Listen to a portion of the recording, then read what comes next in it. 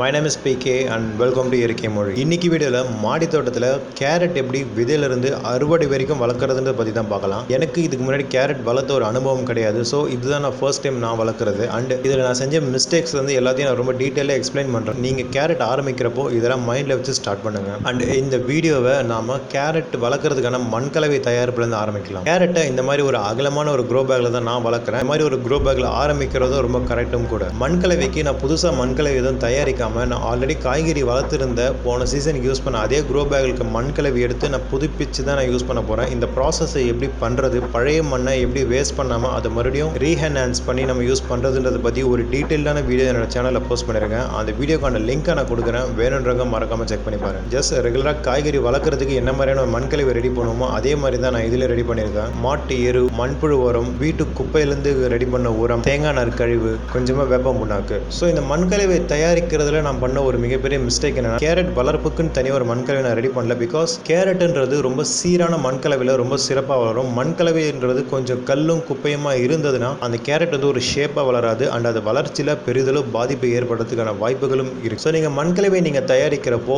கொஞ்சம் அந்த மண்கலவை நல்லா கொஞ்சம் லைட் வெயிட்டடாகவும் நல்லா ஒரு நியூட்ரிஷன் ரிச்சாகவும் இருக்க மாதிரி பார்த்துக்கோங்க. கேரட் வளர்க்குறதுக்கு கொஞ்சம் நைட்ரஜன் சத்து அதிகமாக தேவைப்படும். ஸோ உலர்ந்த காஃபி தூள் நீங்கள் அதில் சேர்த்து மண்கலவை ரெடி பண்ணுறது ரொம்பவும் அவசியம்.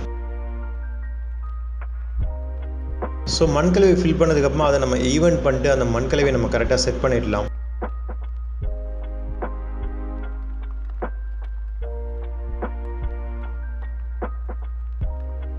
கேரட் விதைகளை நம்ம நேரடியாக தான் விதைக்கணும். நம்ம தனியாக அதை ஆரம்பிக்கிறதுல ஒரு பிரச்சனையும் கிடையாது. ஸோ கேரட் விதைகள் ஜஸ்ட் நீங்கள் ரொம்ப கான்சன்ட்ரேட்லாம் பண்ண தேவை, லைனாக அந்த விதையை தூவி விட்டு மூடிடுங்க போதும்.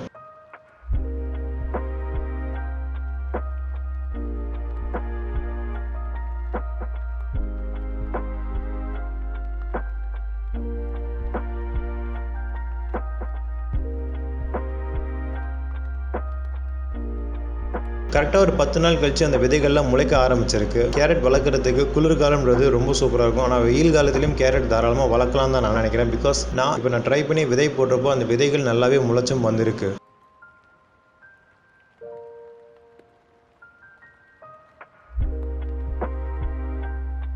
இப்போ அடுத்ததாக 20 நாள் கழிச்சிருக்கு அப்டேட் அண்ட் ப்ரூனிங் அப்படின்ற ஒரு முக்கியமான விஷயத்தை பற்றி பார்த்துடலாம். கேரட் வளர்க்குறதுல ரொம்ப இம்பார்ட்டண்ட்டான ஒரு ஸ்டெப் எதுனா இந்த ப்ரூனிங். நம்ம விதைகள் கும்பலாக போட்டதுனால அது எல்லாத்தையும் அப்படியே வளர்த்து நம்ம கேரட்டை எடுத்துட முடியுமா கேட்டால் கண்டிப்பாக முடியாது. பிகாஸ் கேரட் வளர்ப்பில் அது இண்டிவிஜுவலாக கொஞ்சம் ஸ்பேஸாக ஆர்கனைஸ்டாக இருந்தால் மட்டும்தான் அந்த கேரட் உள்ளே வைக்கிறது நல்லா ஒரு திறனாக வைக்கும். அதுக்கு நாம் ஒரு சின்ன இடைவெளி விட்டும் ஒரு நாற்று மட்டுமே இருக்கிற மாதிரி தான் நம்ம செட் பண்ணி வைக்கணும். இப்போ நீங்கள் பார்க்கலாம், இங்கே இதில் கிட்டத்தட்ட ஒரு 4 நாற்றுகள் இருக்குது. இதில் அந்த ஹெல்த்தியாக இருக்க ஒரு நாற்றை மட்டும் நான் விட்டுட்டு மிச்சதை நான் கிள்ளி தனியாக எடுத்துகிட்டு போகிறேன். நீங்கள் இதை சிசர் வச்சு கூட பண்ணலாம். இந்த மாதிரி நீங்கள் சீட்லிங்ஸை ப்ரூன் டவுன் பண்ணுறப்போ கட் பண்ணுங்கள், பிடுங்கி எடுக்காதீங்க. பிகாஸ் நீங்கள் பிடுங்கி எடுக்கிறப்போ இருக்கிற எல்லா வேருமே உள்ளே டிஸ்டர்ப் ஆகிறதுக்கான சான்சஸ் நிறையவே இருக்குது.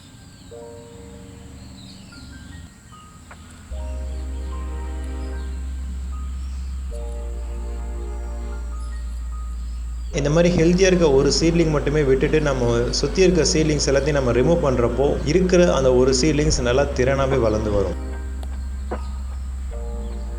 இப்போ அடுத்ததாக 30 நாட்கள் கழிச்சிருக்கு அப்டேட் பார்த்துடலாம். கேரட் வளர்க்குறப்போ நீங்கள் குறிப்பாக கவனிக்க வேண்டிய ஒரு விஷயம் மண்ணோட ஈரப்பதம். அந்த மண்ணோட ஈரப்பதம்ன்றது எப்போவுமே சீராக இருக்கணும். ரொம்ப சொதனும் இருக்கக்கூடாது, ரொம்ப காஞ்சு போயும் இருக்கக்கூடாது. இப்படி ரெண்டுமே இருந்தாலும் அந்த கேரட் வளர்ப்பு சீக்கிரமாகவே அது அழுகி போகிறதுக்கு சான்சஸ் இருக்குது.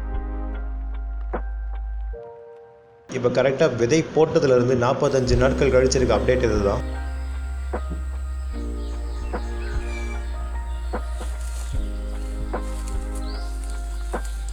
So as you can see சின்னதாக ஒரு கேரட் வச்சிருக்கு. நான் பண்ண அடுத்த மிஸ்டேக் என்னென்னா, நான் ப்ராப்பராக இதை ப்ரூன் டவுன் பண்ணலை. நான் சொன்ன மாதிரி நான் ரொம்ப ஒரு கரெக்டான ஸ்பேஸ் இன்டர்வெல்ல ஆர்கனைஸ்டாக நான் ப்ரூன் டவுன் பண்ணியிருந்தேன். இந்த மாதிரி கூட்டமாக ஒரே இடத்துல 2-3 கேரட் வளராது. ஆனால் இங்கே நான் அந்த மிஸ்டேக் தான் பண்ணியிருக்கேன். நீங்கள் ப்ரூன் பண்ணுறப்போ கரெக்டாக பண்ணுங்கள்.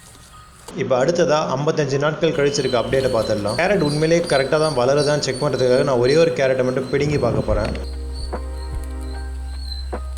ஸோ ஓகே, நான் எதிர்பார்த்ததில் ஓரளவுக்கு கேரட் நல்லாவே வளர்ந்து வருது. ஆனால் கண்டிப்பாக அதில் ஷேப்புன்றது சுத்தமாக வராதுன்றது எனக்கு இப்போயே தெரிஞ்சு போச்சு. இப்போ அடுத்ததான் இந்த கேரட் வளர்ப்பில் என்ன மாதிரியான உரம் சேர்க்குறதுன்றதை பற்றி பார்த்துலாம். நான் கரெக்டாக விதை போட்டதுலேருந்து ஒரு 55லேருந்து 60 நாட்கள் கழித்து தான் நான் உரம் சேர்க்குறேன். உரத்துக்கு மண்புழு உரமும் மாட்டு எருவும் கலந்த மாதிரி ஒரு கலவையாக தான் நான் சேர்க்குறேன். அண்ட் அது கூடவே கொஞ்சமாக உலர வச்ச காஃபி தூள் பவுடரும் நான் சேர்க்குறேன். பிகாஸ் அது மண்ணுக்கு நைட்ரஜன் வேல்யூவை கொஞ்சம் அதிகமாக கொடுக்கும்.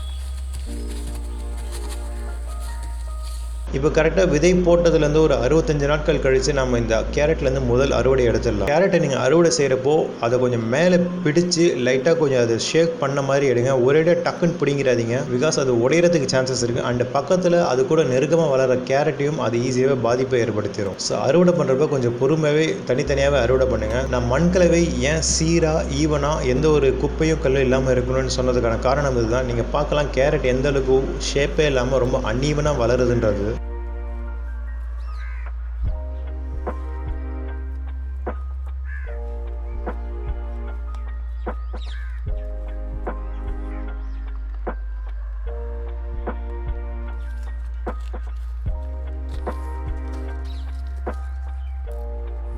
அண்டு கரெக்டாக விதை போட்டு 80 நாட்கள் கழித்து இந்த கேரட்டுடைய கடைசி அறுவடையும் அண்ட் இதை பற்றின ஒரு தாட் ப்ராசஸை நான் சொல்லிடுறேன். ஸோ இந்த வீடியோவில் நான் என்ன மாதிரியான மிஸ்டேக்ஸ்லாம் பண்ணன்றதை நீங்கள் கிளியராக பார்த்துருப்பீங்க.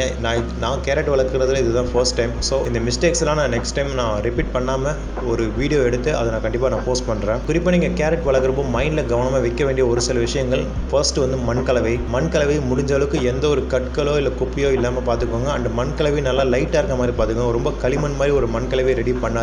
இம்பார்ட்டன்ட் திங் இஸ் ப்ரூன் பண்ணுறப்போ ரொம்ப பெக்குலியராக ப்ராப்பராக ப்ரூன் பண்ணுங்கள். என்னடா நிறைய நாட்டை நம்ம கட் பண்ணி வேஸ்ட் பண்ணுறோமேன்றது மைண்டில் வச்சுக்காதீங்க. அப்படி வச்சிங்கன்னா அப்படியே ஒழுங்காக வளரக்கூடிய ஒரு சில கேரட்டும் சுத்தமாக வளராமல் போயிடும். இப்போ நீங்கள் பார்க்குற மாதிரி. அண்ட் மூணாவது மண்ணோட ஈரப்பதம். மண் எப்போவுமே நல்லா ஈரமாக இருக்க மாதிரி பார்த்துக்கோங்க. ரொம்ப அதிகமாக தண்ணியை விட்டுறாதீங்க. சுத்தமாக தண்ணியை விடாமல் மண் நல்லா வெடி போகிற அளவுக்கு வைக்காதீங்க. அண்ட் அடுத்ததாக கேரட் விதைகள் விதைக்கிறப்போ நம்ம கீரை விதைகள் மாதிரி தூவி விட்டுறாதீங்க. ஒரு லைன் போட்டு விதைங்க. ஏன்னா அப்படி பண்ணால் மட்டும்தான் நம்மளால் ப்ராப்பராக கேரட்டை வளர்த்து கொண்டு வர முடியும். ஸோ இந்த மாதிரி பாயிண்ட்ஸில் நீங்கள் மைண்டில் வச்சுட்டு உங்கள் மாடி தோட்டத்திலையும் கேரட்டை வளர்த்து ட்ரை பண்ணுங்கள். அண்ட் அந்த அனுபவம் எப்படி இருந்தது, இல்லை ஆல்ரெடி நீங்கள் கேரட் வளர்த்துருக்கீங்கன்னா உங்களோட அனுபவம் என்னன்றதையும் கமெண்ட்டில் ஷேர் பண்ணுங்கள். அதை நான் கண்டிப்பாக படிக்கணுன்ற ஆர்வத்தில். And I think that's it for this video. நம்ம அடுத்ததாக இன்னொரு வீடியோவில் பார்க்கலாம். Let's stay connected to create a better environment and thank you by PK.